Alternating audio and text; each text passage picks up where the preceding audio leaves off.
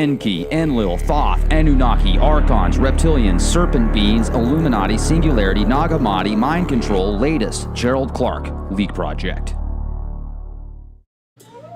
Ladies and gentlemen, thank you very much for joining us this edition of Leak Project.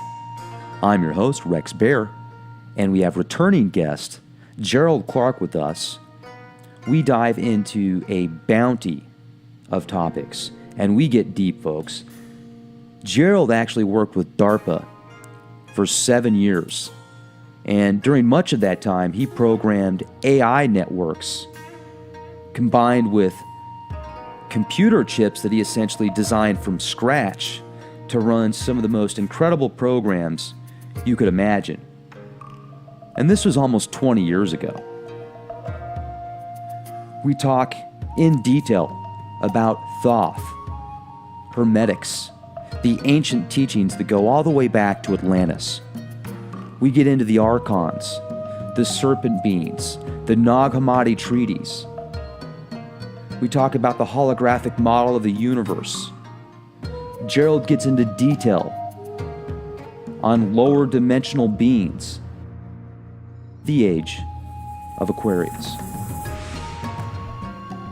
Now, some of you might listen to this presentation 3-4 times and still want to go back into it because the amount of detail and depth that is presented is way above and beyond your typical hour-and-a-half program.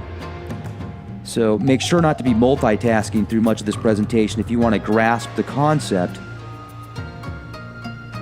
And hey, if not, if you want to play Scrabble at the same time, that's great too. You just might not get as much in-depth understanding as you would if you could just put full force energy into this presentation. Gerald Clark's YouTube channel is amazing. Check it out. Gerald Clark's website is also great, geraldclark77.com. And I want to recommend you guys use the code LEAKPROJECT at geraldclark77.com because you will get a 10% discount on all of his products. You've got Mercury Rising, the 7th planet, the Anunnaki of Nibiru, 2 must-reads. Also, a 7-foot vinyl scroll, what I had called the genealogy of the gods, because he's able to break down so many different deities that go back thousands and thousands of years from a multitude of texts and scriptures. And he puts a name of many of these Anunnaki members that are part of the Galactic Council that is referred to. And this isn't just Zachariah Sitchin, folks. There are many ancient texts way before Mr. Sitchin that refer to the Anunnaki and what they are. Hope you enjoy the presentation. Also, if you're wanting to eat healthier and you're looking for some alternative recipes or good recipes for vegan foods, check out Artistic Vegan. Krista Clark has a fantastic cooking show. She does great podcasts on her YouTube channel. And the food is second to none. And you feel good after you eat it. Have a wonderful day wherever you are, and be the change you want to see. This is Rex Bear. Talk to you soon.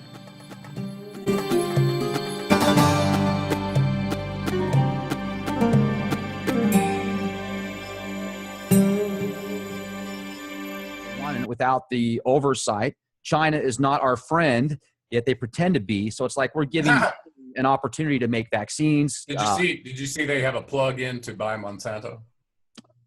China? Well, I thought it was Bayer. Wasn't Bayer gonna?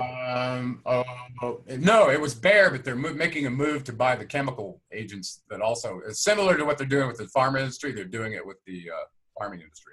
With Smithfield. Yeah, they purchased the Smithfield cows, or Smithfield Dairy, essentially, I think was the name of it. And yeah, it's crazy. I know in Boise several years ago, there was an article that came out about how they've basically got a 50-mile zone, which is essentially a sovereign nation within Idaho. It's crazy, and it's all Chinese. They say it's just for factories, but who knows what's really going on in there. And they were talking about picking up an old GE nuclear facility that would be very beneficial for the Chinese if they wanted to go to war with us, to just, so I think we need to be real careful with that. But Let's just go with this, Gerald. I think that we're really kind of in the zone right now. The AI interface, let's discuss this, because I saw the series Humans, which I did a binge watch on Amazon, watched 8 episodes in a couple of days, and I really like the series. You can see a lot of symbolism. They've got a lot of Masonic symbology, etc. And I don't think there's anything wrong with that. You just need to know what to look for. But what I find fascinating is the way they portray AI. And once this AI starts to think for itself, humans get freaked out because they know that these things can calculate more floating points per second, at least at a conscious level, than we can, and they're stronger, faster, because they're machines and they're designed for certain things.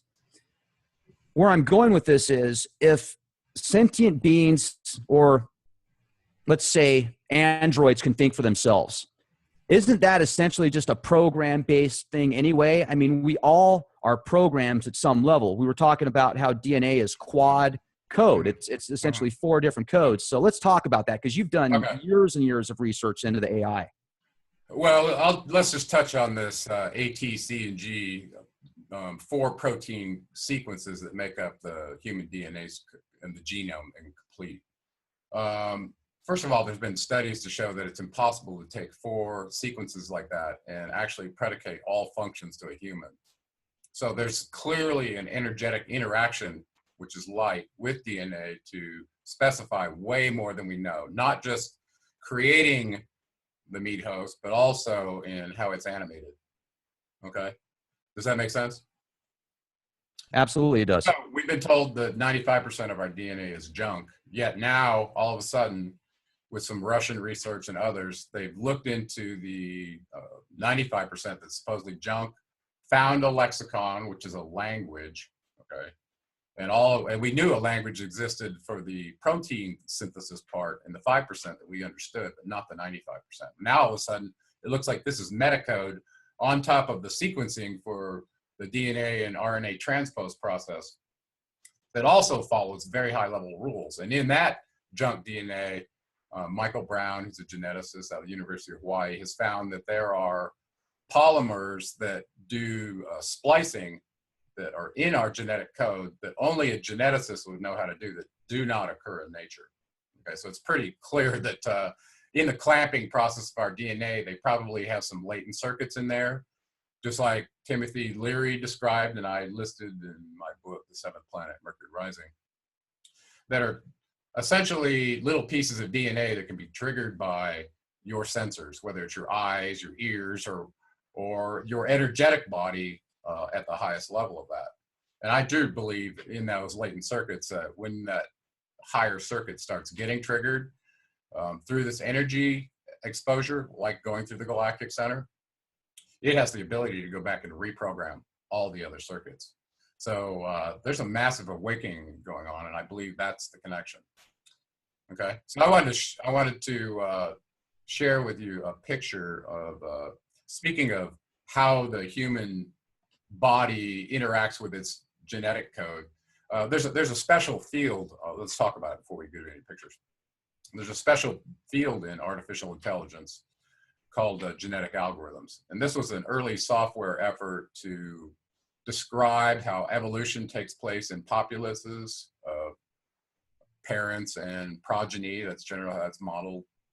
Mutations that show up in the chromosomes, so that this can show up as a defect or an attribute to the children of the parents, which, if nature says that's a life fit function that we think you're going to need to have under these environmental circumstances, it is perpetuated, and this is how it shows up, changing through supposedly Darwin's model. Okay, that's how it's been modeled.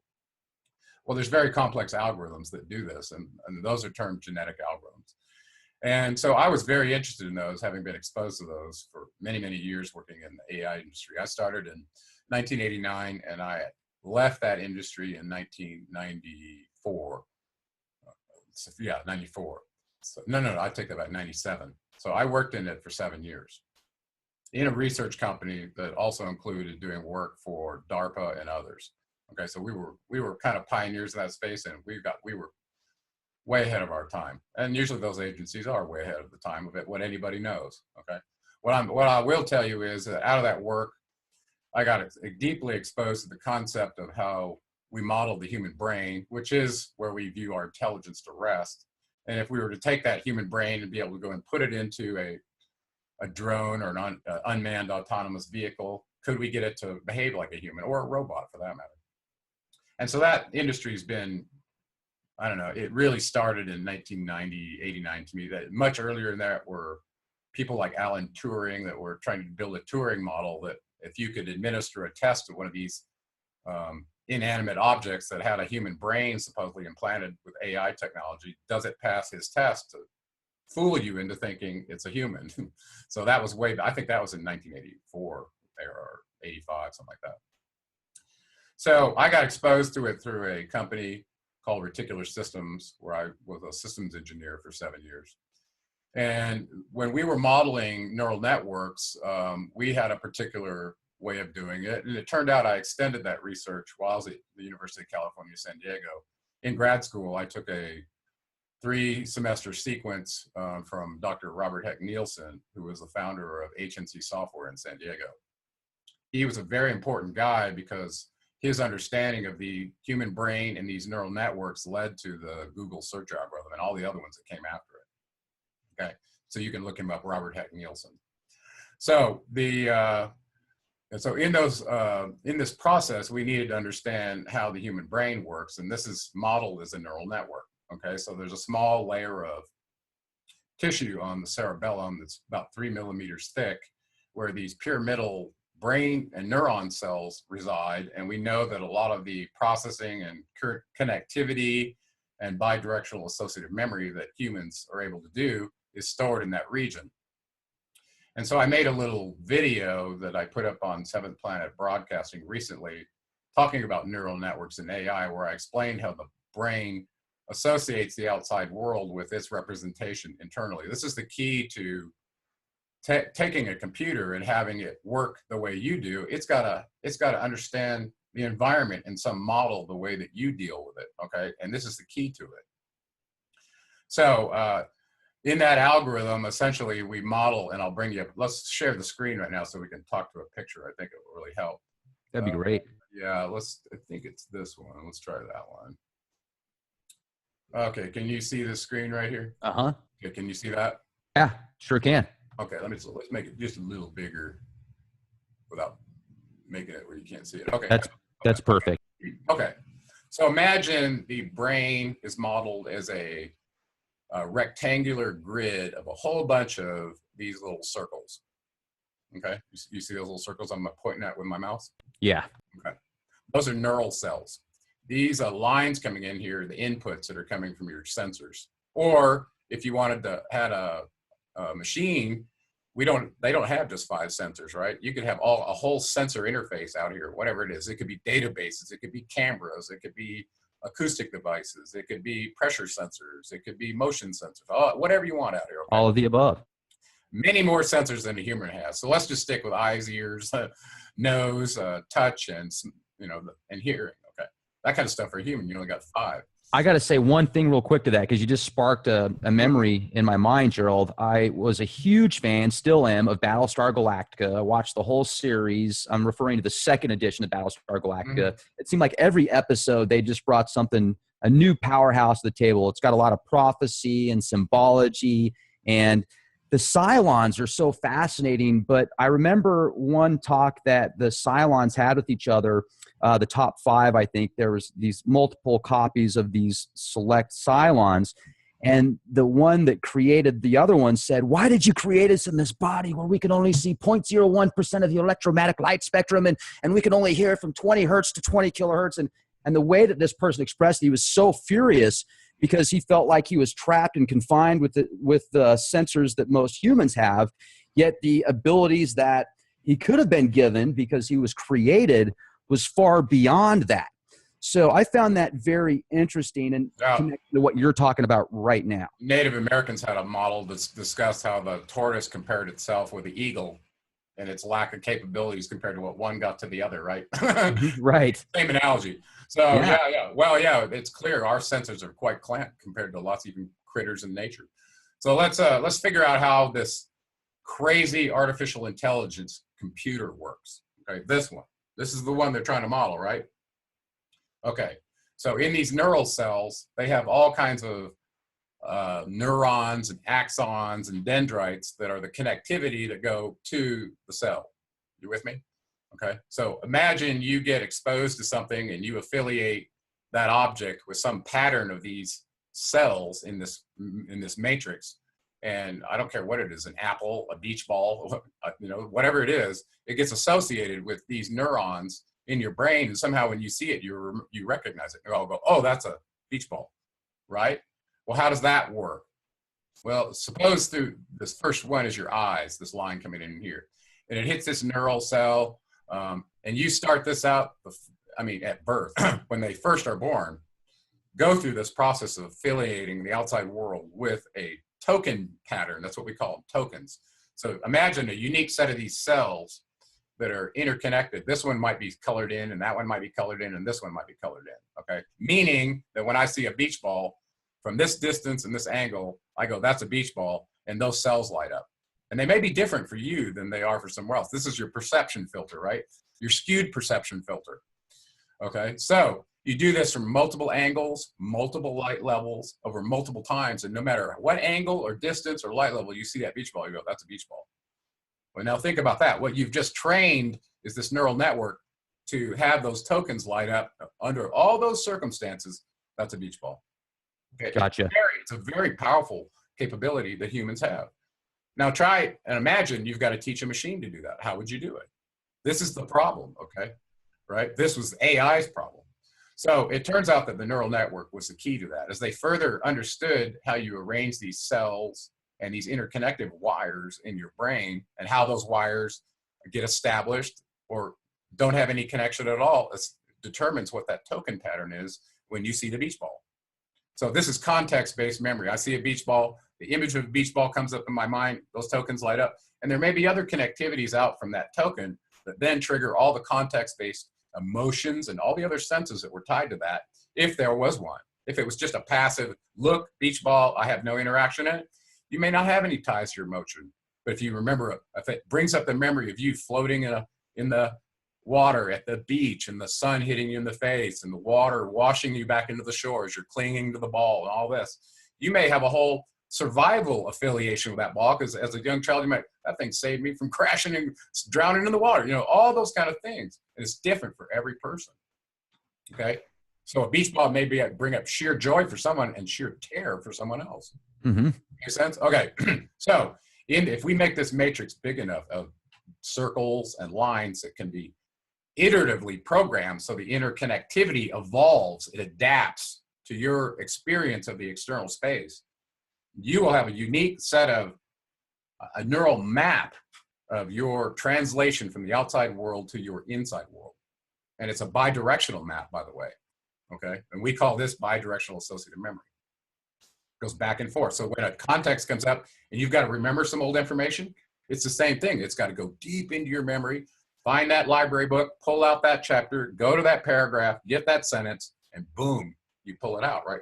That's the associative part of recalling from the memory versus training it. Okay, are you with me? Oh yeah, 100%. So essentially with this artificial intelligence setup, you could make fillings and connect those filling patterns to what it sees. So if it, for example, you're creating something for a drone, it picks up something as a threat. Let's say it's a tank or it's a specific type of Russian equipment, Chinese equipment, whatever. It can immediately go into danger mode and attack it. Well, there are two things that neural networks are really good at if you want to use them for functional purposes in the real world. Number one is pattern recognition. I just told you if you take a beach ball or whatever that was you wanted to train, and listen, it's not just beach balls. It's millions of objects in the world that can be stored in this. This network is huge, and we only use about 3% of it. It's massive, the kind of memory that you truly have, okay? So I lost track of where I was going with that. Networks. Oh, okay. So what is this thing good for functionally? So if I were to train this network all up real well with all your life experiences, let's have it represent your brain just for fun. And all your experiences, all the images, all the movies, every piece of knowledge you've ever been exposed to is stored up in this network. So now if I go to the inputs here and I wanted to test the network, I could put some unknown pattern up here that I don't know if you know about this thing that I'm going to show you. I put it in here, and guess what? Out this other side goes, yep, it's a match. I've seen that before, and it'll come right out. So it's very good at pattern recognition. So imagine you've got a whole bunch of military equipment out intermixed in a battlefield, and you're under all kinds of terrible light circumstances, smoke, clouds, dust, bad weather at night, whatever. And you see the profile of some object that is clearly man-made on a horizon at the limits of your ability to see the human eye, but with your instruments and your AI technology, okay, you can put that pattern in, do a 3D rotation of it in the computer, and it goes, boom, puts that pattern at the input here, goes, oh, that's a ZSU-23-4 Soviet anti-aircraft armor carrier.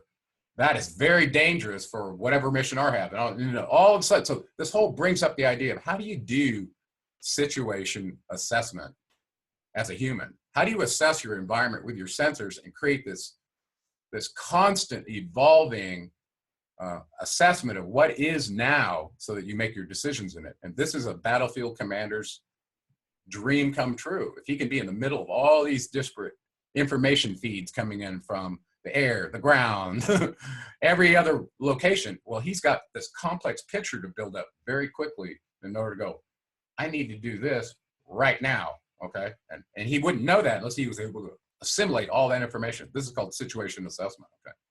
Very, very important. And then whether it's on a battlefield or in the middle of a CEO boardroom and you're looking at all your competitors, it's no different, okay? So pattern recognition, neural networks are awesome. The other thing is they're very good at prediction. And this is where the Minority Report kind of stuff comes in, okay? Imagine this represents you, and I were to go put as a input scenario to the front end of this network, dissident and or sovereign citizen or defender of the Constitution. Just put that up there. Whatever, okay? You put that in there, and whether they know that about you or not, remember what I said, out the other end's gonna go, yep, I predict this one's going to do exactly that, okay? So this is your ability to look inside a human and go, what is their intent? This is how they do it. I got to jump in again real quick, if I may, because this is another thing that I've wondered about before. I actually brought this up on a podcast on Leak Project several weeks ago. Do you ever wonder if there are literally sims of everybody on some type of supercomputer where they're putting in different scenarios? Okay, we want a subject A to be going through this type scenario of he's told that he's got 6 months to get prepared for global chaos, or what about these guys over here that have had damage? You just hit the nail right on the head. Imagine what they're doing with psyops. Do you think they're not putting that little input into the neural network? Do you think that the media is controlled by computers essentially, where they're like, okay, well, how can we piss off the public today? It's more than just the media. If you have a neural network like this that's taking in all the input from every society on the world, imagine what kind of games you could play. Exactly. So that's what's going on with all these different military exercises. Jade Helm 15, all those were designed using Jade Helm was designed for that. I've heard that, but I haven't really seen any. Yeah, that's exactly. So, you run the false flag up the pole, you put it the input of your neural network and you make your predictions. So if I do this, this happens. I do this, this happens. Boom. Imagine you have a crystal ball into some time space in the future between the time you decide to do this event and what the outcome is. It's like cause and effect, right? Think about the Mockingjay, that the Hunger Games, where the game master was focused on nothing but cause and effect, cause and effect.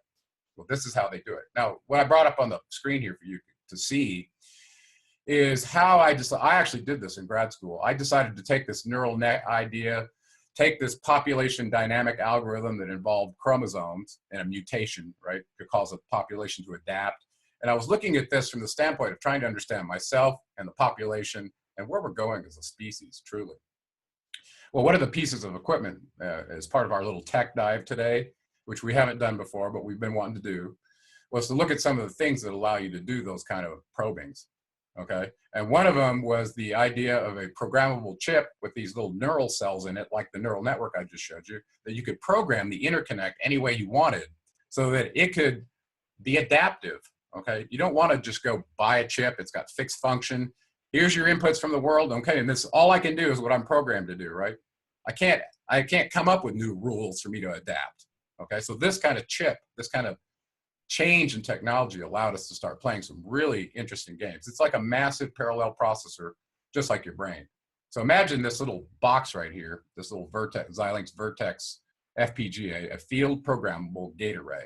It's an array of little gates in there. Each one is programmable with arithmetic functions and connectivity and little cells that can store stuff, just like those cells I showed you in the neural network diagram, okay? Okay, so imagine you've got a huge neural network inside here that you created out of little connectivities, and every cell can connect to every cell in this matrix. And this thing is quite large, okay? Very large, as a matter of fact. So this technology allowed me to model human evolution using genetic chromosomal algorithms or genetic algorithms with mutations in the chromosome to see if I could take a circuit card like this, stick it in a rover, put it on another planet, and without giving it all the a priori if-then rules, could it adapt to its inputs and do the mission that that rover was given? Okay, you understand what I'm saying? So we're trying to test artificial intelligence now in something in a survivable situation like a human would do. Okay, you understand? Absolutely. So this was my graduate work and my PhD work, was evolvable hardware.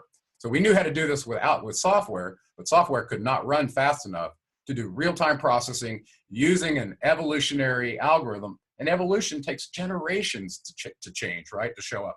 We're talking about solving problems in real time using that method. And I had some findings that disappointed me. Evolution doesn't solve problems in real time. Not according to what we learned from Darwin. This was profound what I learned, Rex. Listen, if you're waiting for a zygote to get a genetic chromosomal mutation to show up as an attribute to adapt to a quick overnight environmental change, that's not possible. The only way this model works is the genetics had to be changeable, sensitive to the environment, and they had to be able to change all at once. Imagine we had a Earth shift, a tectonic shift or an axis change, and all of a sudden Greenland, which used to be tropical, gets frozen overnight. Well, every animal that's used to that temperature of tropical cannot survive a sudden temperature change overnight. But we know through history, the critters have done it, okay? Look at the reptiles. They're a warm-blooded species, and somehow they adapted. Well, look what they can do. They can go into a stasis state while in hibernation, practically not using energy at all, and many other animals can as well. This is an adaptation to the environment that we don't have. See what I'm saying? Absolutely. Bottom line is, evolution may take place, or changes in our genetics may take place with the old model where you get mutations at the birth, the child has this attribute, it's dominant, so it shows up in the species. That takes a long time. Think about that child has to grow up to be an adult, have kids, blah, blah, blah, and perpetuate it out enough of a male and female have to have it, right? So at least the life cycle of two of those things, those entities, those children, have to grow up to the reproductive age to even have that attribute possibly show up. Well, listen, we're talking about an overnight change, and no animal matures overnight, except maybe a gadfly that has 24-hour lifespan, you know what I'm saying? Right. Okay, but that's not what we're talking about. So I was at a loss going, okay, well, this whole theory and this whole AI concept of mutations at birth to get a change to adapt, that didn't work in real time. And I actually fell flat on my face. Some of these algorithms use stochastic processes, which are random, okay? So they pick a random seed, put it into the chromosome, run it through the whole population, have kids, expose it to the life function. Do they survive? Okay, they're good, they get to stay in, and eventually they become a parent. And they go through this loop and loop and loop until you finally iterated and landed on a solution that's genetically viable. So anyway, so that left me a little short applying a genetic algorithm to a real-time processing problem.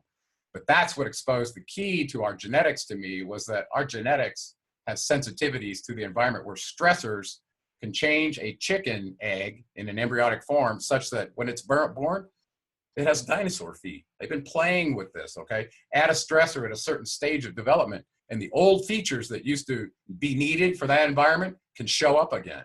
It happens in feral pigs all the time. And I did this in a video where you take your old barnyard pig that's pink and happy, you know, taken care of, fed, doesn't have to forage, no predators. It looks very different than when you release in the wild that grows tusks and is meaner than a snake, okay? And they change their appearance as well. So the environmental change to animals changes their appearance through their genetics, is what I'm telling you. That makes me think that we're all in this simulation. It's just transferring code back and forth. Well, now you take into account this neural algorithm I just showed you. As they keep exposing you to calamity and war and pestilence and disease, they're changing us into being these fearful animals that are emanating energy that somebody is parasitically feeding off of. And you and I talked about this. We'll get to that, okay? But let's not get lost on that right now. Okay, let me close this picture here. And the next thing I wanted to show you was just, this one was kind of fun for me. I don't know if I actually got it up here. I may have given it to you and not to me. Oh, here it is. So when you set up something complex like this, you have a tool for allowing all the simulations of all those things you programmed there in order to debug this thing. And this is what I used to do. So I spent massive amounts of time in front of a simulator like this, looking at timing diagrams, making sure everything I programmed into one of those programmable chips did exactly what I specified it did within the timing constraints and on and on, okay? That looks like something Neo did in the Matrix. Oh, I did this for many code. I did this many years. I used to build the circuit boards like what I showed you, but that turned out to be a lot more fun for me. So I gave you an example of some field programmable gate arrays that I used to do model human evolution, and that was a real fun thing for me. The next thing I wanted to do was kind of give you some, that's cool, kind of a common walkthrough of what we discussed as, and we both see this, is this common source for all of the Hermetic documents. Okay, and I've read most of them, and I think you have now too, and you're starting to see this, but I wanted to just cover a few of those that led me to this holographic diagram that I think we're going to probably do pretty quick. And we may skip bullet item number 4. It's up to you, because I think we got a lot of stuff to cover. So let's start with a document you like, which I like as well, is these Gnostic documents. Okay, so we found these scrolls in a jar in Egypt, in the Egyptian area, or North Africa. I don't remember exactly. It was in Nag Hamadi in Egypt, 1945. This peasant literally uncovered a jar of these scriptures. It was incredible. Yeah. And these were the adept. These were the temple priest of the mystery schools that got away with their knowledge. Do you agree with that? Yeah. And I do too. And actually, of this document, I think it tells a very real and better believable story of the character, the biblical character of Jesus, which is going to be kind of the key of all this. So great source. And the inspiration for all of this to the mystery schools in Egypt was their chief priest of the Great White Brotherhood, who was none other than Thoth, okay, in their documents. And this, you can read that anywhere in their documents. He shows up all over in the Egyptian Book of the Dead, him and Osiris and Isis, okay? Turns out they're relatives, right? And we'll explain that. Okay, so that was the first one that I thought was really great. The second one that I read that I thought really correlated those lessons really well, and it didn't do it more from a direct, okay, we were the adept priests writing this. It did it more from a different viewpoint. And all these documents, what I found was they're all saying the same thing with different viewpoints written in different times. Okay, if you haven't read this one, Hermetic Philosophy of Ancient Egypt and Greece, it very well ties in with the Nag Hamadi for anybody's looking. Of course, Thoth, Hermes, was at the core of the writings. And according to the records, he wrote 35,000 books himself over his incarnations. Wow. And we've only got a few of them, right? That was another one. One of my favorites that resonated so deeply with me, and I think it's written more for a scientist, actually, now that I realize how technical it is, was the Emerald Tablets. And of course, in the Emerald Tablets, Thoth claims he himself wrote those tablets. This is not translation from someone. He says this is directly from me. Like the Nag Hamadis, it's a time capsule of some knowledge that hasn't been through 50 different translations in different languages. All right? So I included the Emerald Tablets in my book, The Seventh Planet Mercury Rising, because I realized after reading all these other ones, this was another one from Thoth, but it told the story that a scientist could get. And that's why I ended up sticking with that one as my primary, even though all the other ones are great too. Jay and others really like this one. This is the Lost Teachings of Atlantis, the Children of the Law of One. And these go, all these documents ultimately go back to Atlantis, just so you know. Okay, and this one in particular, they like because it's told through humans that are adepts studying this knowledge and all their experiences and their understandings of it. It's not just, okay, here's a tablet, translate it, and then you get it. Okay, there's all the human part of understanding that's included in that, and some people really like that. Me as a scientist, I like it, but I like the data. Okay, I like it straight from the source. Okay, so Right. for me, the Emerald Tablets trumps all of them from that standpoint, because it's directly from Thoth, not through a Gnostic or an Adept or anyone else. Okay, and so, but they all correlate, and they're all saying the same thing when you really study them all. And there's lots more of them, by the way, other than these. The last one that I really liked, I don't know if I got it up here. Oh, yeah. So in the Emerald Tablets, one of the neat things about Thoth is he talks about his commission to do what he's doing for humanity, and who told him to do it. Turns out it was his father, Enki Poseidon, the dweller of Atlantis, who gave him his commission. And in Manly P. Hall's book, it's about page 48. I didn't pull it up for you exactly. There's a discussion between Poimnandre and Hermes, okay, who is Thoth. And in this discussion, he's not talking to his father, he's talking to the creator of all. And I had been looking for this conversation between he and the creator of all to supplant what happened in the Emerald Tablets, where he talked to the 9 cycle masters, who are representative as the right-hand agents of the creator of all in coordinating all the galactic wobbles at the various different dimensions. We're going to go over that, okay? But this discussion between Poimnandre and Hermes in this book gave me 3 different perspectives on Thoth that just drove it home for me. Not only did the universal spirit commission him to do what he's doing for humanity, his father did it, and in the Adapa tale, which is in my 3rd chapter in 7th Planet Mercury Rising, where Adapa goes to heaven, Anu gave him the same commission. Okay, so all these high-level beings are saying the same thing about Thoth's mission for us. It is amazing, absolutely amazing. So I highly recommend this book to really drive the stake home of who this being Thoth is. It was the source of all this hermetic knowledge. Okay, do I have anything else on that? No. Oh, so let's move on a little bit. So we talked about his commission in number 4 here, item number 4. And what I wanted to do now is kind of bring up a model that I worked on. Once I read the Emerald Tablets, he told us all about the constructs of the universe, and he was very clear about it if you took notes. Well, I did it. I came up with a little picture, and I wanted to share that with you. Okay, and I put this on my blog, so if people want a deep understanding of it, I'll give you the blog link so you can go read about this. So in that Emerald Tablets, Thoth, from his scientific standpoint, starts disclosing when he was taken around a tour of the galaxy, what it is he saw and how everything fit together. Okay, so starting from the bottom here, I'm going to start from there instead of where we are. Now let's start from our perspective. Let's start from the Earth. So from the Earth, he describes us being trapped here in an avatar body whose spirit is of the creator of all. We are made of an energy that is linked to the sun, soul, spirit. He calls the creator of all. And eventually, at the end of the Emerald Tablets, he actually does give it the word God, but he doesn't do it for a long time, probably because of the negative connotations and the thousands of words that have been used for this being, okay, whatever it is. You with me? Oh, yeah, absolutely. Okay, so starting from the Earth, he describes us being matter, and that our spirit is obviously able to leave our avatar bodies and go to a certain level depending on what we're allowed to do. If you don't have this Ba energy right here, he separates it into the Ba and the Ka. The Ka energy is your energy you're born into the illusion of the hologram with. Everybody's born into Ka, okay? The Ba energy is an energy that's woken up inside of you that belongs to the sun, soul, spirit, that allows you passage through the portal at what he calls the duat. Okay, so through an out-of-body experience, people are able to cruise around, and you can read Robert Monroe's book, Journeys Out of the Body, and see some of the dimensional travels he described as locale 1, 2, and 3.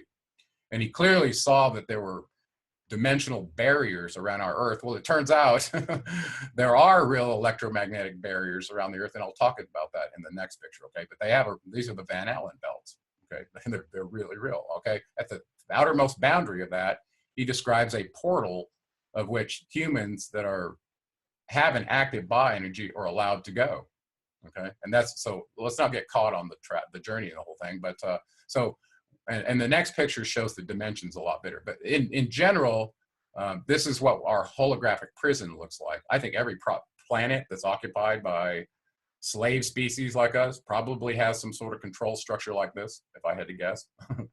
And we have an interface that we can work with to determine our ability to go forward in our evolutionary path. And so that was really important to me. According to him, Osiris guards the portal at the duat.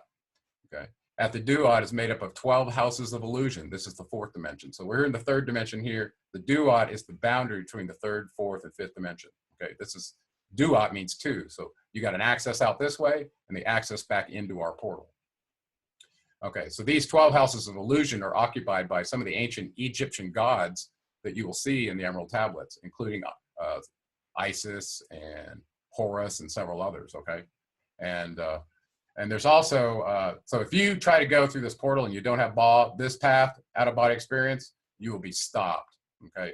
So this is your restriction. Okay, so suppose you get here and you've been able to make it through Osiris, who's guarding the gate and is going to give you a little test when he gets there, and he tells you exactly what he's going to ask you when you show up there. Remember the feather test in the Egyptian Book of the Dead? Here it is. No. Okay, well, when the soul is about to be judged, he's presented to Horus, Anubis is standing there, and Osiris and Isis are there to judge which way they go. And the weighing of the soul, you know, with the feather versus the soul. So if you got, that's right. And so this is kind of analogous to this exact model he gave us. Okay, so if you make it to this place, you're going to get a little test to see whether you're going to be allowed to go through. According to Thoth, if you're in the duat and you pass through, you know, by saying, "I am the light, in me is no darkness," you know, it's in the Emerald Tablets. You'll remember that part. Right. You have access to the sixth dimension, which he says that they have a home there called a Rulu. Now, whether this is in the Pleiades or whether it's Orion's belt, just exactly where this is not clear to me, okay? But they call it a Rulu. Enki is apparently in charge of the lighthouse, okay? And that includes Horus, Isis, basically the Enki clan, right? And what's there.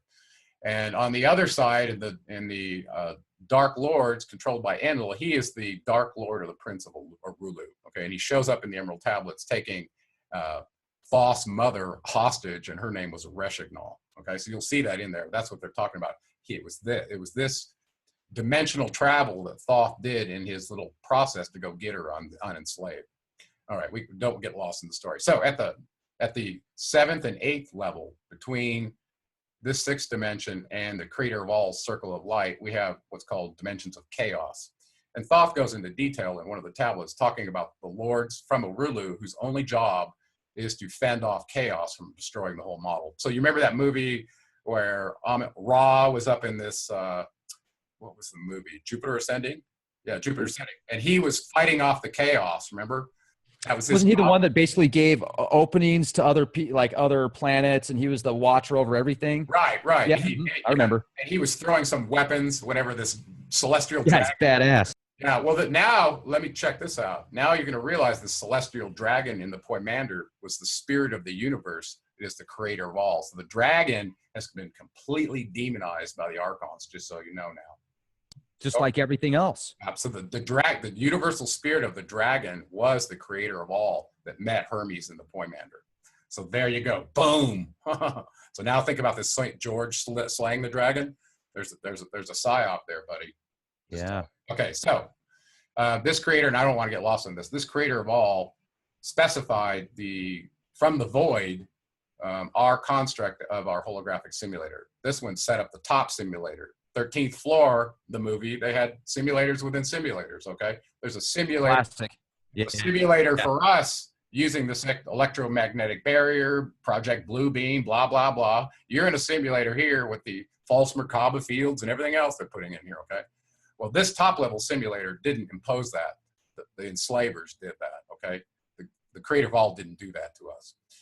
The creator of all created two things out of the void. One was called the law of time, which from my analysis of how Thoth described it, is a cymatic vibration that's eternal. And he goes through asking the cycle masters everything he can learn about time in Emerald Tablet number 10. Very, very interesting read. One of my absolute favorites. And my write-up on Emerald Tablet 10 is epic, okay? Okay. The other thing, Is that available at GeraldClark77.com? it's also on my YouTube channel. I put out that section of my audio book, the Emerald Tablets. That's only chapter 5 from my book. So I put those out there. I've got the annotated version on my YouTube channel and a straight reading of the tablets from my audiobook without my commentary. Both of them are on my YouTube channel now. Great. Okay. So the other one, the other thing, this box over here that was so interesting to me was this creator of all created the laws of matter. And this is the part that I think you're really tripping on, knowing that everything is made of protons and neutrons, electrons. So this law of matter, how you take energy and fuse it into all these disparate components that are on our atomic table of the elements and create matter out of it, create a rock, create a tree, create a plant, create a human. Okay. What's amazing is everything breaks down to the same stuff. So all you do is you got to change the patterns to create something different. Exactly. So let's call this ability that the creator of all has a quantum encryption encoding algorithm that we don't quite understand, but it's real. So right here, that's what I'm showing right here. And light is the key to the creation of all matter. Okay, that's that. Think of light as the most unmanifested energy. You observe it, and it could be a particle, or it'll turn into a wave on you. Depends on whether you're looking at it, right? So this is like saying light is infused with the eye of God that knows whether it's being observed and knows whether to turn into this or turn into that.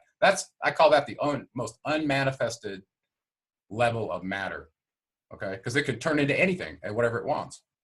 You with me? And it also seems to have a significant effect working with your DNA. Let me jump in real quick before I forget, because it's important. There was an experiment done in the 1800s, and John Lash spoke about it. I even wrote about it afterwards, and I can't remember the name of it. It was about 5 years ago, where there was this controlled experiment. They created these sounds essentially, and these sounds and vibrations literally created these bugs that started popping out of thin air. It was insane. I can't remember the name of that project. Well, look at cymatics. You can do a cymatic wave and cause a pattern to show up. Now, if you mix the right elements with it, with the right electromagnetic or quantum encryption encoding algorithm, boom, maybe you can create matter just using sound. Okay. In the beginning, there was the word. Yeah, exactly. That's exactly right. And the word is God, right? Nice. So let's follow through on that just for fun before I go to this picture. One of the things I focused in on a Christian as I was growing up was this John 1:12. To all who receive him, to them gave he power to become the sons of God, even those who believe on his name. So everybody who said, oh, all I got to do is believe and not have to do anything, they're the ones that are sitting in churches being entertained with music and moving text so they could sing, but they missed the whole point of that. They didn't read through to John 1:14, okay? Because if you put those two together, there's a receiving and then a becoming. If you don't take this energy that's coming from the law into your antenna and do the becoming part, it doesn't work. Do something with it. Exactly. And in John 1:14, it says the word became flesh. Well, we just said the word came from the source and the source became flesh. Well, who would the creator of all send on their behalf to be flesh to communicate with us? The messenger. Now you see it, right? And that was Thoth. It's right in the book, okay? So going back to the Poimnandre discussion, okay? We had 3 sources before telling him that was his mission to help us achieve what I'm showing you on this diagram, okay? So this diagram is from Thoth, and those emerald tablets were lessons for us to go from our enslaved space right here to here. That's where we're all trying to get back to the source, right? And it doesn't matter if it's a human, an Anunnaki, a Gigi minor, a Nephilim, it doesn't matter. Every being on every planet is going back through this process of evolution consciously back to the source. When you read the Bible, and if you take it and compare it to maybe astro shamanism or certain philosophies, when it talks about Jesus and being the sun, I correlate that with the sun of our solar system, literally. Yeah. And soul. And go ahead. I'm sorry. Oh, that's okay. I was just going to say, and I'm wondering if when he says the only way you can get to God is through me, if it's actually some type of parallel where when you do pass this physical being and you go to the other side, maybe it's a projection through the sun. Like maybe the sun is some type of stargate or dimensional gate to the next level. Well, it's a multi-layered symbol. You're correct. Okay. Okay. But the idea of a being saying, if you don't believe in me, that you don't, this, nothing's going to happen for you, or you don't go forward, that's just human control. Okay. Oh, I agree 100%. I was just wondering if maybe in order to get to the next level, you do have to go through some type of like star port or something like that, and Yeah, be you at do. a specific vibrational level. Yeah. Yeah. And there's 7 layers of it in your body. It's not out there. It's in you. The chakra system. That's right. Those portals Nice. are your portals. So when you get to the top one, you're at a level where you can go back and forth to the duo at any time you want. Okay. Okay. So so here's another version of that same diagram. Why did I put this one up? I really did it because I wanted to show you the relationship between energy and your brainwave state and the idea of what a dimension is. Okay. What is it? A dimension is a perception, and everything is frequency. Well, where do you do your perceiving? In your brain. Can it change ranges? And this is what I have right here. It's not very clear. I'm sorry. That's delta, theta, alpha, beta. It goes from about 0.1 hertz up to about 13 hertz, or up to 60 hertz, depending on who you're talking to. This one might be clearer. Let's see. I'm sorry, it's not. Okay. That kind of goes with hypnosis, the different levels, the lower your, right. So if your you can brain change cycles.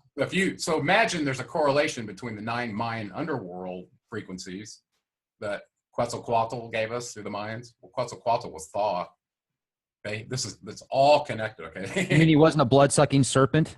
No, that was Viracocha who ran him out of Guatemala. Okay, he was an Enelite, so they were at war. Okay, everywhere the Enkyites went, the Enelites came to bring destruction. They were at war with each other, and it was by design. Okay, it was for us humans to see on the big drama play. Anyway, so here what I'm showing you is, imagine you had a sphere, and this was the, okay, here's the outside one, and I didn't draw this so you could see it real well. Okay, let's use this one. Suppose this is a spherical circumference around the Earth, and then you get right to the surface of the Earth, and you have a spherical radius around the Earth. Okay, that's what this line is right here. Boom. So the circumference of the Earth is about 40,000 kilometers. On the surface of the Earth, we experience a frequency called the Schumann resonance, which is about 7.8 hertz. Okay, well, our brain waves include that frequency. Actually, that falls into alpha right about here. Okay, so that alpha goes from 7, and this one's about 13, so it's in between there. Well, is that the frequency that you're supposed to be at on the surface of the Earth in your brain waves so that you're properly tuned to this dimension? I would tell you yes, but that's not where we are. We're upwards near 13. Okay, whatever's jacking up our brainwave state has jacked it up from where it should be in a very calm, collective, and fully aware learning state. Alpha is a terrific learning state, okay? Heightened learning, to a ADD state that almost everybody's in, so they give you a drug in school. Okay, they're doing it on purpose to you. Keeping that fight or flight mode.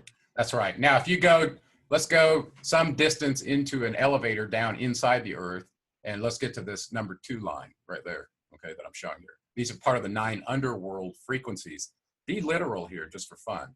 Underworld frequencies. As you go deeper into the circumference of the Earth, the frequency you experience will change as a function of the radius away from the core.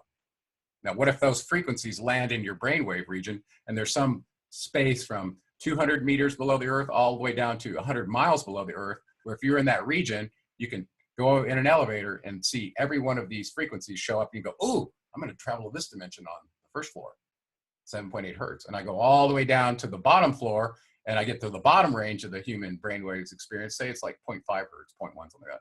And at the bottom floor of the elevator, I get to experience that dimensional reality. Okay, because we said dimension is frequency, and this is how they're connected. So the reason I bring that up, in the Tzolk'in calendar from the Mayan, they had taken these 9 frequencies and put them in a chronological telescopic table of 9 rows and 13 columns that represented the evolution of life on this planet as a function of those frequencies. So you have the cellular life way down at the bottom, right? And then eventually you became a complex organism, then a reptile or a fish and a mammal. And the progression, each one of those stages is specified in that calendar. It's absolutely amazing. And then actually, that's just what's so cool, is that the October of 2011, according to Ian Lungold, we had reached the highest level of that calendar, which was called universal consciousness. That means you're not stuck in here. You're not stuck at layer 1, layer 2, layer 3. You're universal consciousness. The energy that you get to experience transcends beyond your enslavement boundaries. That's what's going on. So is that the year of Aquarius? Is that when the year of Aquarius started? Well, it's more about the point where you reach the great year and land in the precession of the equinox in the Milky Way center, because that's where this energy that's hitting our meat modems is so much stronger than outside that band. Okay, so think about the Earth traveling, I'm going to do it over here so you can see it, up and down in a sinusoidal wave like this through a center line. Let's call this line right there the center, okay? I know it's not. Imagine that's the center of the Milky Way galaxy. And our whole solar system, not just our Earth, is traveling like this. It's wobbling because the whole Milky Way galaxy wobbles and all the debris that it's trailing behind it, swirling in a circle. We're just one of those debris fields. We call it our solar system. Well, it's wobbling, catching up and back and forth, being attracted by this deep, deep energetic rift that is so strong. The gravity is so strong in there. What is it? It's absorbing light into the threshold of a black hole at the middle, which is 14 trillion miles in diameter. That's how big it is. It is massive, okay? So when you pass through this energy field that that black hole is creating in a sinusoidal way, your whole solar system, things happen, okay? Well, that was the ideal place to pick where humans get exposed to the most energy, their meat modems and their latent circuits might start coming on, right? And that's a great place to reference this wobble on the Earth to go, where do you start counting a great year if it's going to precess by 25,920 years? Well, you do it right from the middle of the line where it's going through on the graph, like you would anything else, okay? It just so happens that Aquarius lines up with that point at the galactic center. So not only is it the age of Aquarius that's so important, the important part is we're entering the galactic center that changes the experience of the slaves in their meat modems. So that's like, maybe it's 2 in 1. Maybe that Right. they all connect together. Right. You know, So you got to have gasoline to drive the car. Well, it's good and bad. And from Drumvallo's teachings, when we reach this stage, you're going to start manifesting. And this is also true from the Mayan teachings. When you reach this stage of universal consciousness, you're at the closest place where you're a co-creator with the creator of all, like here. So whatever you're thinking, you're using your creative processor to manifest in your thoughts, whether you know it or not, is what you're going to experience. And you're going to experience it faster now than you were in the previous layer of the Zolkin calendar. As a matter of fact, he says you should experience it every 20 days at this point in time. So you think Be careful what you think, folks. Exactly. So if you're thinking and you're being controlled by your lower chakras and you're driven by everything fearful because you don't understand what life is and what this model means for your go forward path and your evolution of your consciousness, then you're going to act fearfully. You're going to manifest fear. And if you manifest that somebody breaking your house and robbing you, that's probably going to happen. If you're manifesting getting to the highest place of your optimal mission as a meat host, or as a spiritual being, having a human experience on this slave planet, and you're awake to that now in this ascension window, you can choose not to do that anymore. You can ascend, meaning that doesn't mean you avoid all your lessons and don't participate in what's happening in the world. That means you were right in the middle of it, you figured it out, and now you can move beyond it because you understand that. You don't have to do that anymore. That's what ascension really is to me. You can choose now to have a higher role as an avatar being if you want to. Do you want to be an ascended master and come back and help humans on this planet? Maybe you want to go to one of these other parallel dimensions. By the way, we didn't do dimensions justice. Let me bring this other diagram back up. I think it'd be fun to be like Silver Surfer. Yeah, let's talk. Well, let's talk about that. So if you're able to make it out of your energy, out of your anchor, which is your body, and have an out-of-body experience, and you're fully conscious and aware, and you can go wherever you want, that's fully possible. That was happening to me by the time I was 17, and I wasn't trying to do it. It was just happening all the time, so much so that I ended up reading Robert Monroe's book by the time I was 17 to try to understand what was happening. Anyway, so let's talk about dimensions a little bit more. Thoth talks about 9 parallel ones that each of us can go through without having to go through the duat. These are within this dimension. These are the 9 Mayan underworld frequencies. That's what creates our 9 parallel dimensions. These are frequencies in your brain that if you can access them, you can go there. Imagine you could go to each one of these and visit an image of yourself that's competing with you to try to get to the source simultaneously. Gerald, you know that experience I told you I had before we started this podcast? Yep. About how it really freaked me out?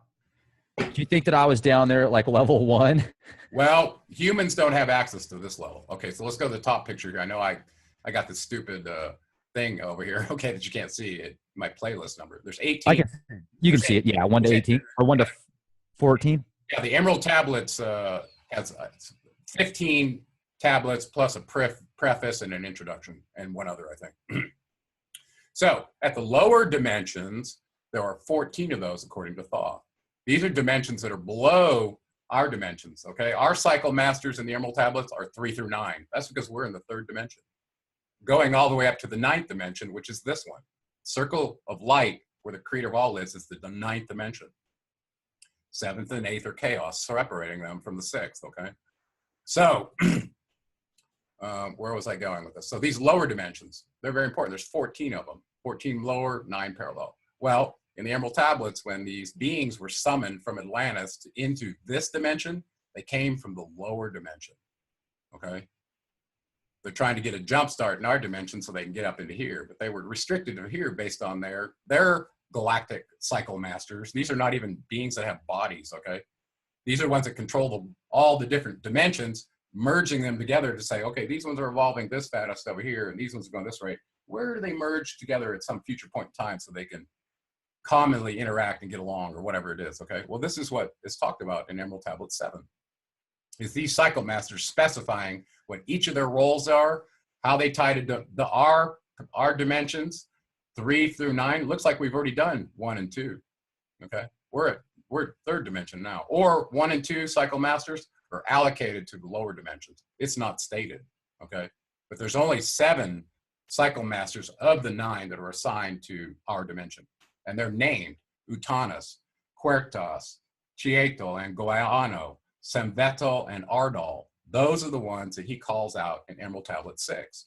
And they're the ones that control whether you get out of your energy body and able to have this experience through the portal, okay?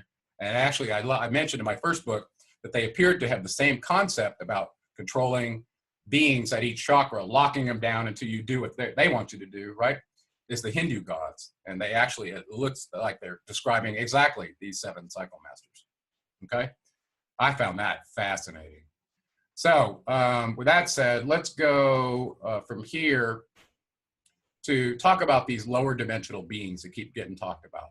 Who are the archons? Who are the serpent beings? Who are the alpha draconians? Who are these people that are parasitically preying on humans, right? That somehow seem to be occupying, doing this, and they're being blamed for everything, right? Well, let's bring up a picture from the Ubaid period in Iraq, or Sumer, where these beings had actual pictures and stone statues that they made of them, okay? What's that look like to you? That look like a being from our dimension? I don't think so.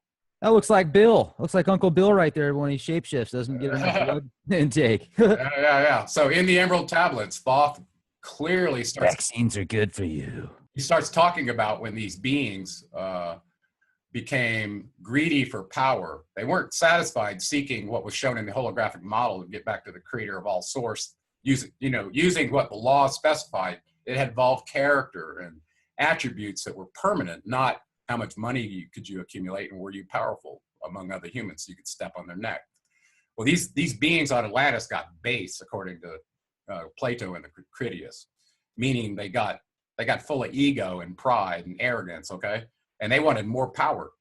So they found some rituals that allowed them to summon these beings right here from a lower dimension, because these ones are parasitic hosts on entities, on their energy bodies. They're soul stealers. They'll occupy your body, try to get you to give up your own energy so they can take you over and use you as a host. Well, these are the ones that are being portrayed as occupying the bodies in the movie. That is a documentary. It's not just a production. They live, okay? Which, by the way, Rodney Piper came out before he passed and said exactly that on record. Yeah. Well, listen, Thoth said it in the Emerald Tablets. In the Poimnandre, he talks about it. In the Nag Hamadi, they talk about the Archon energy that was created to do this. Okay? The Archons were some of the offspring of the Anunnaki that stayed in the Levant region, that were the evil entities to the Jewish tradition at that time. And that's where it's kind of Egypt. It was Egypt and is the Levant area, and eventually became Greece. But these were the beings they were talking about, okay? Some of the Anunnaki aligned with these beings, and they turned them into their Al-Qaeda army to go occupy bodies and control. So they didn't have to be the fall guys. Understand? We still do that today with our three-letter agencies. Okay, so that happened in Atlantis. They were summoned forth. They are vectored if at the place where ritual is cited and blood is present. Guess what? They can be summoned, and it only has to be symbolic. Okay, think about that. If you're participating in a mass, people, there's ritual and blood. How do you know what ritual is going on inside the mind of the person who's supposedly transfiguring a piece of bread and wine into the blood and the body? Eat my flesh, drink my blood. If you're a god eater or you've been tricked into that through sacrifice, guess what? You're part of the ritual that's summoning these beings to use you as a meat host, whether you like it or not.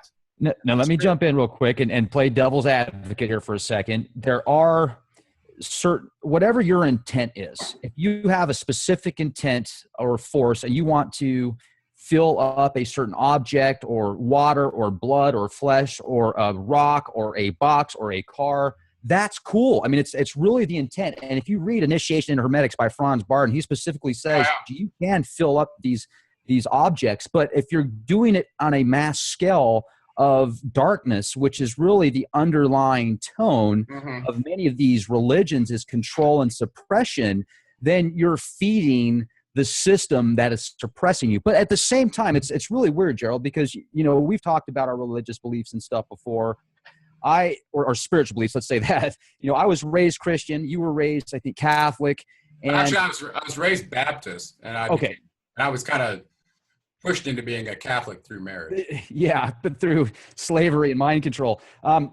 So essentially, raised Christian, Lutheran, went to a great church, really cool people. But then when I broke out of the religion, and just because of all the research I did, but then since then, there were times that I would go into a church because, you know, my friends wanted me to go, my family wanted me to go.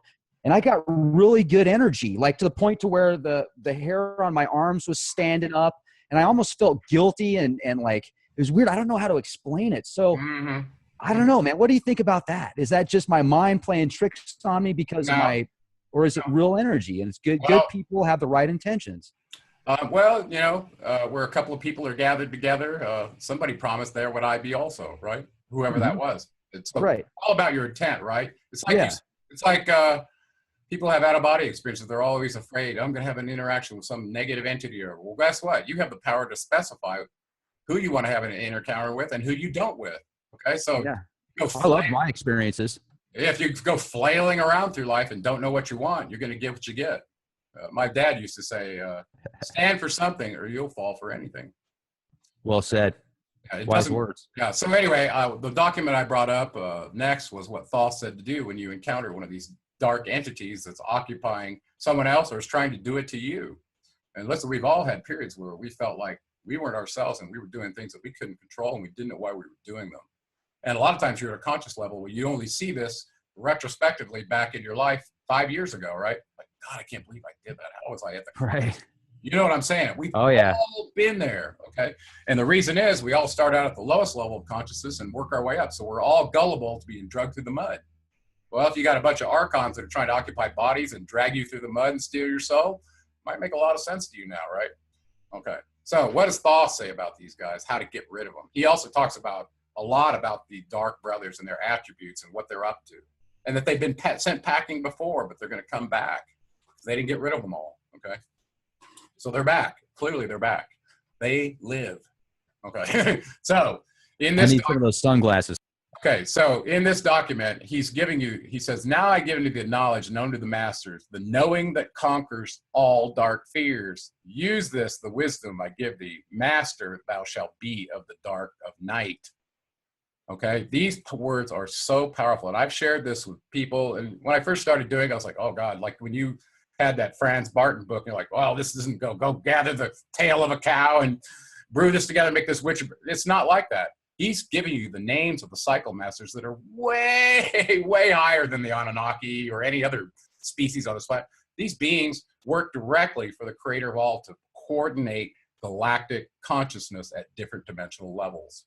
Okay, these are the ones he's telling you to talk to and summon them, and they will seal you so the dark brothers can't occupy your host, land in one of your chakras that you're not in control of, and guide you around like a marionetted puppet on a stick of meat, okay? That's what they'll do. And you know it, and I know it, right? We've both been there. Okay, so anyway, he tells you to try and get rid of them by using meditation, using a frequency in your body to sweep it up and down. And if you can't, if you let the thought in and it turned to an emotion, this is too late for me, generally.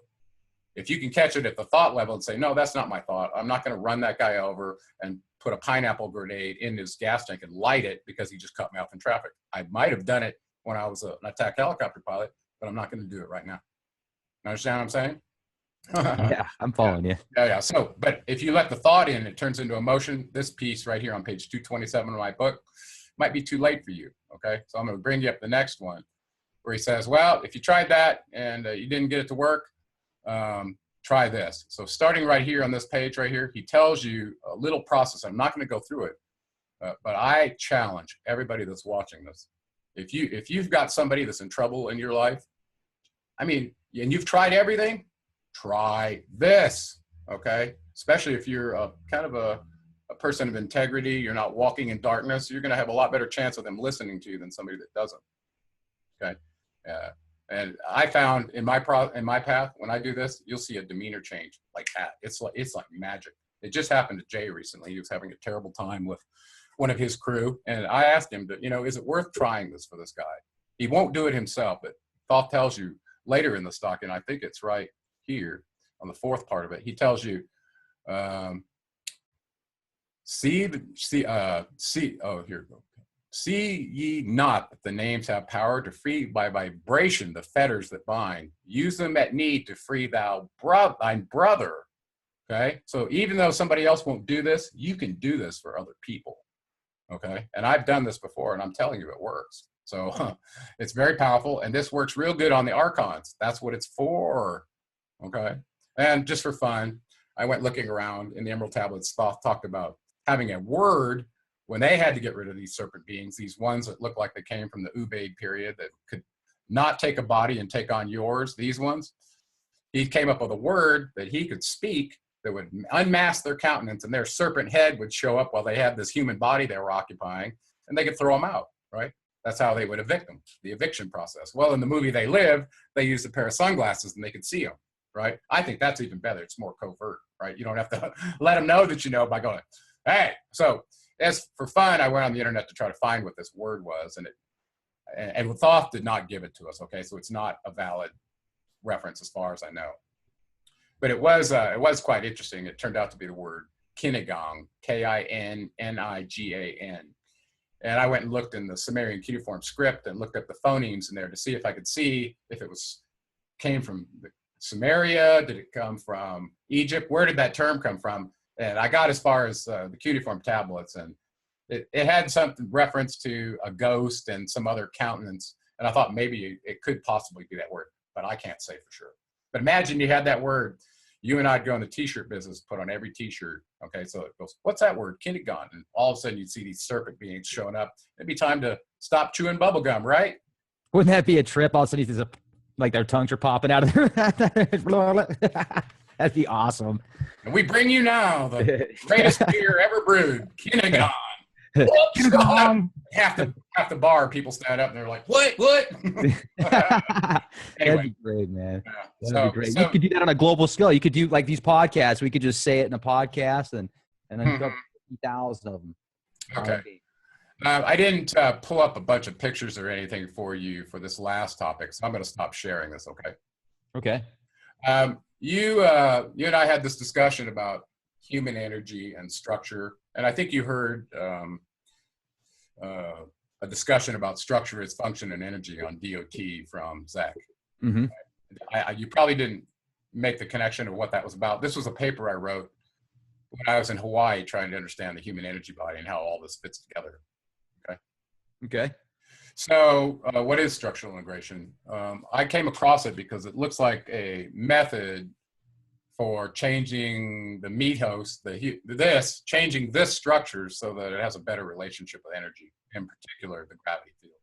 Okay, and gravity is often looked at as a force field that can be dissipated through the human body And you're like a stacked set of rocks. Okay, imagine you could be modeled as a human as 7 segments of rocks stacked on top of each other. And you know, when you stack rocks, if you get the bottom rock a little out of place, what it does to the top rock, they have to be displaced, right? Like that. So imagine a human is a set of stacked rocks with a elastic band right through the middle of them that kind of holds them all together. Okay, this is your connective tissue body. Well, we know that it's true for the human body, just like it is for a stack of rocks. If you don't stand up straight in the gravity field, you'll end up with lordosis, kyphotic humps, your head all leaned over. You'll have terrible posture, right? Everybody knows that. Okay. Did you say that? I'm going to stand up here better, or sit up there. Okay. So, it's the chair, man. It's not so I've done so just so you know, in 2003, my boy was almost 5. He was 4 going on 5. He was still in braces on his legs. He was born with a genetic disorder and had massive medical problems. But the biggest one in our face was he couldn't walk because of what was happening to his connective tissue that was very, very loose. He had a syndrome that went with that, and that was just one of the symptoms. Okay, so this connective tissue has a lot to do with how your structure is in the first place. It's like the white material inside of an orange. When you slice it open, you have these little cavities, and then you have the meat of the orange, and it's surrounded by this white stuff. You got to peel it off, right? Well, that white stuff is the connective tissue in your body that gives that meat inside there a place to form. That connective tissue establishes the template for your body, essentially. Okay, and it's very susceptible to being damaged from impacts, from torsion, from lots of things. Okay, and when you're born, it's random. It's connected to bones. It's connected where it shouldn't be. It's connected to each other. It's connected to muscle tissue. And because of that, most humans are a structural mess their whole life, and they don't even know it. They adapt to it, and bandage gets put in here. This gets short up over here, but it's all still in the body. So structural integration, its goal is to loosen up that connective tissue so that you can relate the entire organism using lines and planes to what we know to be an orthogonal field on our Earth, which is gravity, the strongest force we encounter. So there's a direct connection that I found between structure and the function of the body. Clearly, if you're more flexible, you could have a rubber guard in the ring in the UFC versus somebody who can't do that. Understand? It gives you certain functions if you do something to your structure. Okay, and I think Zechariah Lang was studying jujitsu, which is a ground game that often involves locks and holds and things like that. So the understanding that your legs are way more powerful than your arms, and if you could use them like arms, they become even more significant. Okay, so flexibility was a key for him, and it turns out that if you loosen the connective tissue through this Rolf method of structural integration, it allows you to relate and to sit up straight and actually to experience gravity through the top of your head. If you put your 2 thumbs in your ears and put your fingers right on top of your head, that's where the top of your head is. That's where you should be feeling the spike of gravity coming right down through the center core of your body like a tube, all the way out to your tailbone, which is the bottom end of your urogenital triangle where your coccyx bone sits. That's the bottom part of your electrical energy body on a nerve complex that's called the ganglion of Impar that sits there. Okay, so that's the negative sign of your battery. And the positive sign sits right up here in your sphenopalatine ganglia inside your nasal concha. Okay, so when you're standing up in the gravity field, all of a sudden, this term of a human antenna or a meat modem might make a lot more sense to you because we are electrical beings and our relationship to gravity is part of that. Okay, so ignoring gravity is probably the worst thing any human could do. Okay, and so through this process of structural integration, an initial person would be exposed to a sequence of manipulative moves that are done manually, usually with the elbow or the hand, at a very specific, very slow integrative rate that your nervous system can stay with. You know, you're kind of getting in tune with their nervous system, and it's not designed to ever hurt by people who are modern practitioners of the work. So if you do this and you do this recipe that this woman, this really great woman, Ida Rolf, gave you as a starting point, this isn't the finishing point, this is just starting. You have the possibility of taking the connective tissue body, which is kind of like a wetsuit right underneath your skin. Right below your skin, if you were to cut it open, you'd see this white tissue that envelops your whole body. Well, that's your first layer, your superficial layer of your connective tissue. And because of you falling off bikes, wakeboarding, all the other things you've done in your life where you've had impacts, that tissue where it crosses the bone at the surface, like on your wrist, you have a bony wrist. Everywhere where it crosses the wrist or the knee, any bone on the surface, it's going to be fused there from an impact. Guaranteed. Okay. So the first layer. A bunch of fuses then. All over the body, even on the cranium. Do you know your cranial scalp should be moved freely over the head, but it's not? How many times you've been hit in the head with, fall? Probably not as many times as you, martial art master. Yeah. Well, because of that, we get the first layer of freedom for a human by releasing their superficial fascia, every place where it crosses the bone. And that includes the ribs for breathing and all that. It changes the pattern of breathing as well. That's one of the first things we go after. And anyway, I'm not going to get too deep in the process, but it's well published. And this process, ultimately, if the human plays the gravity game and decides to take this last vertebra, that's the biggest one, and keep the ear hole right over the shoulder, and so that bowling ball is balanced up there, not stressing the structure that it's sitting on, you have the potential to find where the top of your head is and actually feel gravity, probably for the very first time in your life. Did you know that you can feel gravity on the top of your head?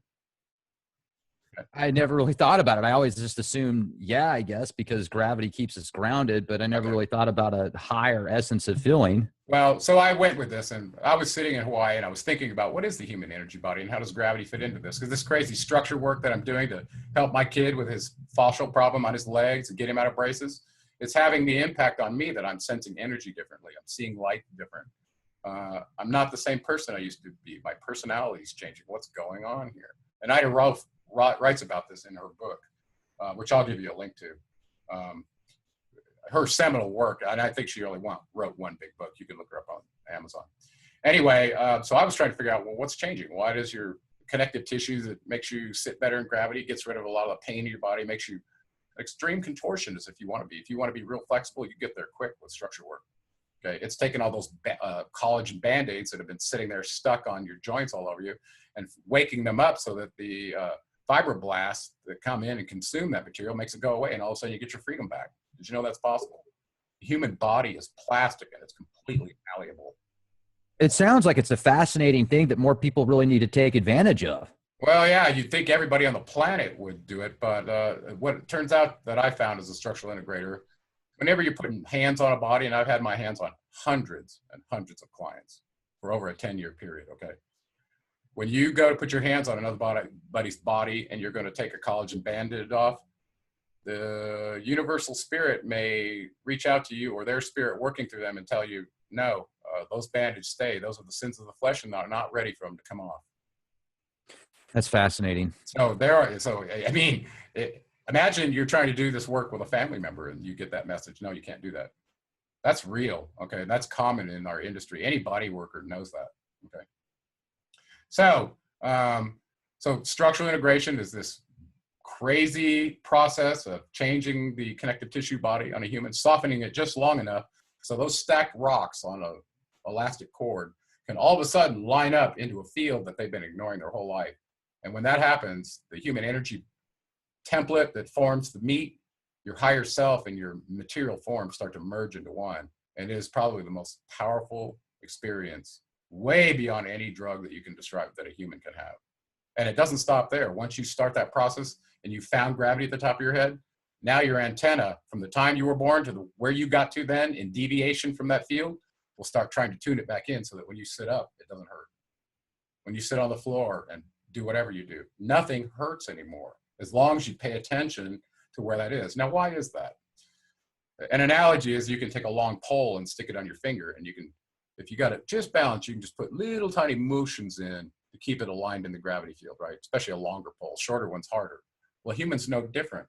Okay, if you can line up in the field, the force of gravity enacting on you gets dissipated along that orthogonal axis to the earth. So if you stand up straight, know how to dissipate your energy, you can feel like you're practically floating when you're standing up. And this was the feeling that Ida Rolf described in her book. And I thought all about all this stuff when I was about to write my graduation paper. And I wrote a paper called Structure is Function and Energy. And that was the first time I introduced everybody to the human energy body equation, which I now call equation 5A, that's in both of my books. And so for those that are interested in that level of detail, I've derived it mathematically and symbolically. It's not very hard. But it's like Occam's razor. When you see the simplest answer, it usually is the answer. And I've not had anybody refute me since I published that. So. And let me jump in here real quick if I can. For those that have a chance to listen to this presentation, I'd strongly recommend going to geraldclark77.com and use the code LEAK on any of the products there. And also, I just want to mention Krista Clark's Artistic Vegan website, really good foods as well to integrate with, or recipes, I should say, for foods and menus to bring to the table that will not only make you feel better, and combine that with the structural work that Gerald's talking about and just everything else. And you will be a spiritual Jedi. Well, that, and I didn't talk about veganism. I have to say, I have been a vegan since about going on 6 years now. I was a vegetarian for way longer before that. Okay. But the blocks of cheese and the crackers and the wine, all that stuff had to go for me to truly find what this temple, this meat host that's trying to have an optimal energy experience is capable of. So I've always been, as an electrical engineer, I've always been interested where energy meets matter. What is that place? And I've been focused on that since I was 14. And now I believe I've truly found it and I'm living it. And I couldn't be more ecstatic to share this with all the audience on how I got there. I'm just trying to show you my map. Okay, there's lots of different ways to the highest energy state and the universal consciousness. As an engineer and a kind of a hardcore scientist, this was my map. That's awesome. You've really been an inspiration to a lot of people, Gerald, including myself. It takes a lot to stimulate my mind, and certainly every time we talk, man, I feel like I go to another level. That's much appreciated. And one thing that I do feel is also important is to just, if you start to take advantage of these opportunities that you're presenting, stick with it. If you try it for a couple of days and it doesn't work, that's really not going to give yourself the benefit enough to really see what is going to happen if you just really stick with it for a long period of time. I challenge anybody that wants to go down and experience this map, read my books first. I laid everything out the best I could to give you the map, okay? And I'm not interested in lying, cheating, or stealing. Just so you know that about me. I was a chief warrant officer in the Army for 7 years as a helicopter pilot, and I swore an oath that I wouldn't do that, and I don't do that. And I live by that, okay? So I'm not here to deceive anybody. I'm just sharing what I know. Is it all true? And am I going to be disparaged like Zecharia Sitchin after I'm dead? I hope not. I hope my bros will rise up and smite the disparagers just like we're trying to do now. Nobody is 100% right, okay? We can't know 100% truth in this order of reality until we're out of it and look back and go, oh yeah, I missed that one. See what I'm saying? So all we can do is give the clearest map that we can give. And I've tried to do that with references in every one of my writings. And there's a lot of pictures and tables, more than most people can handle, including the genealogy table. It's almost 7 feet tall.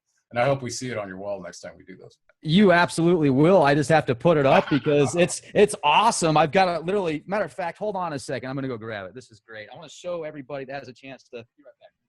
Yeah, well, while he's going to get that, we're probably going to do a paper version that's smaller so people don't have so much space so it can be rolled up like a scroll or whatever. The ones we made right now are made out of high strength vinyl for display outside like banners, but it's very high quality. So, and we sent one to Rex here recently because we've been working with Rex to help support people to have access to some of these kind of products like the alchemical elixirs that Krista has on her website, artisticvegan.com. And Rex has a link on his page. If anybody uses the Leak Project code, following that to one of our stores, there's a discount there. So I encourage you to use that. So you guys, this is like heavy duty vinyl. This is like almost as thick as the vinyl you put on your floors here. I'm going to pull this. It's meant for durability in case it gets exposed to sunlight. Okay. So it's kind of like those banners you see outside on buildings that can last a long time. It's probably overkill. I was just saying to your audience that we may want to do a paper version that looks like ancient Nag Hamadi paper that's been rolled up in a jar, something like that. It even smells good. It's got that vinyl, that brand new vinyl smell to it. That would be cool, Gerald. I like that. Yeah. So this is it. Yeah. I'm going to put this on like a frame of some type. I'll probably use some type of plywood or something for the back of it. Hold it up again, and I'm going to shut up because when I was talking, it was showing me, not your thing. Hold it up again. So this is the vinyl scroll, and as you can see here, I don't know how well you can see it, but I mean, it is just beautiful. And talk about a centerpiece. If you want to use this, it's a lot taller than my frame here. If you want to use this as a centerpiece for your house or for somebody that's a seeker, I mean, this is just a gourmet buffet of dots blocking the audio. Yeah, but that's cool. Yeah, but it is quite a conversation piece when somebody walks in and sees something like that on your wall. Yeah, this is great. Mm-hmm. It's like 100 degrees in my garage if I'm sweating like a pig. So that's why I usually don't do video through the whole thing here.